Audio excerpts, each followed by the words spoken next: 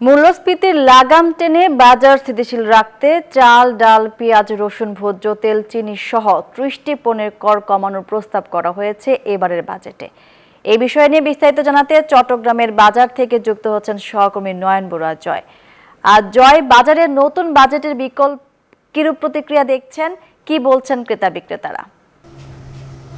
ধন্যবাদ মণি আপনাকে। আপনি যথার্থ বলছেন যে গতকাল যে বাজেট ঘোষণা করা হলো সেই বাজেটে চাল, ডাল সহ নিত্যপণ্যের দাম কিছুটা কমার ঘোষণা আসলেও আমরা দেখছি উল্টো চিত্র দেখছি চট্টগ্রামের বাজারে। এখনও পর্যন্ত চালের দাম কোনো কমেনি, বরং আরও বেড়েই যাচ্ছে। একই সাথে অন্যান্য যে পণ্যগুলো আছে সব পণ্যের দাম এখন হু হু করে বাড়ছে। এমনকি মশলা জাতীয় পণ্য বলতে যেহেতু কোরবানি ঈদের বাকি আর বেশি দিন নেই, মশলা জাতীয় পণ্যের দাম সবচেয়ে বেশি বেড়েছে। 85 টাকা করে পেঁয়াজ বিক্রি করা হচ্ছে, 200 টাকার উপরে রসুন বিক্রি করা হচ্ছে, আদা অনেক বেশি দামে বিক্রি করা হচ্ছে, জিরার দাম হু হু করে বাড়তে শুরু করেছে। একই সাথে এলাচের দামও অনেক বেড়েছে।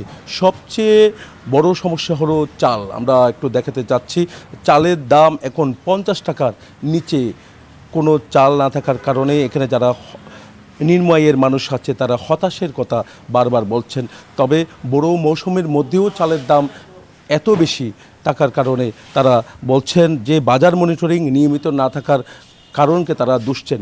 এমনকি তারাও বলছেন নিয়মিত বাজার মনিটরিং করা দরকার বলে তারা মনে করছেন। আমরা দেখেছি কয়েকদিন আগেও খাতুনগঞ্জের বাজারে তদারকি শুরু করেছে ভোক্তা অধিকার সংরক্ষণ অধিদপ্তর। জেলা প্রশাসনও তাদেরও অভিযান অব্যাহত থাকবে বলে তারা আমাদেরকে জানিয়েছেন। তবে নিত্যপণ্যের বাজারের কথা যদি আমরা আপনাকে জানাই যে বাজেট ঘোষণা করা হলো, বাজেটে কোনো পণ্যের দাম বাড়ার কথা রয়েছে। সবচেয়ে বেশি এলইডি লাইট থেকে নিয়ে অন্যান্য যে পণ্যগুলো, এইসব পণ্যের দাম তো বেড়েছে। একই সাথে নিত্যপণ্য যেগুলো কমানোর কথা রয়েছে আমরা দেখছি এইসব পণ্যের দামও এখনও পর্যন্ত অনেক বেশি বলে আমাদেরকে জানিয়েছেন। তো এই ছিল আমার এখানকার সর্বশেষ। ফিরে যাচ্ছি স্টুডিওতে মনির কাছে।